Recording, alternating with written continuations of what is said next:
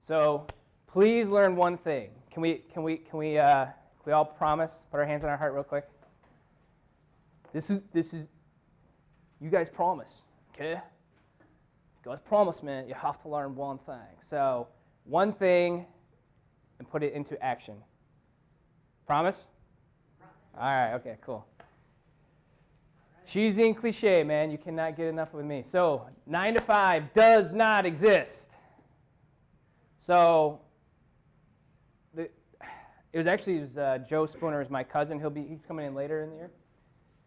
Joe fascinates me because he's got so much responsibility. He's got so much riding on his decisions, and he still has fun with it. It's cool. And he's my cousin too, so I love him either way. But it's just been really fun to see him continue to grow.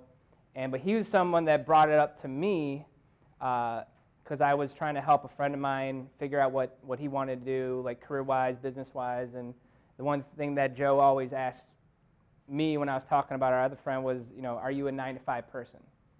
Some people do not want to go to work and get excited about it. They just want to go to work, get a paycheck, get out, and go play video games, go hang out with their friends. You know what I'm saying? And there's nothing wrong with that. If you are going to run a business, do you need 9 to 5 people to succeed? Do you need people to say, hey, here's these 10 things you got to do this week. I need you here at 9 a.m. You're done by 5 p.m. I'll see you next week. Is that something you're going to need? If your business grows, you're going to need people that basically have a 9 to 5 job. If you are the business owner and you are running the show, there is no 9 to 5. Okay? You're never off the clock. I had clients reaching out to me on Sunday. Technically, I'm off the clock, right? It's the weekend. But that's something to where you have to, and I'll get more into this, but people have to have access to you if you're the final say in what is going to happen with your business, right? So you can have 100 9 to 5 people working for you, and they're all fantastic, but they are all going to look to you and say, hey, this business called, they're not happy with the product that we sent, it was damaged. Do we give them a full refund? Do we say, hey, we'll give you a discount? What's the final decision? Does that make sense? So there's a lot of pressure to being the business owner, and there's a lot of time that goes into it.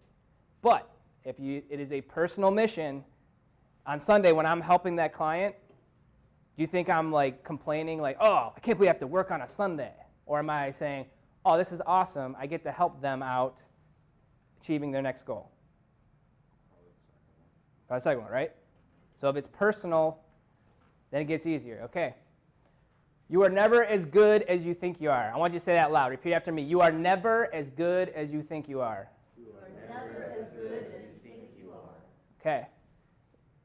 When I walked in this door, my ego stayed behind it. Every door you walk in, leave your ego there. Okay? I've made some of the dumbest mistakes, absolute dumbest mistakes, thinking that I was better than I was. I was basically, I'm just not going to say that, but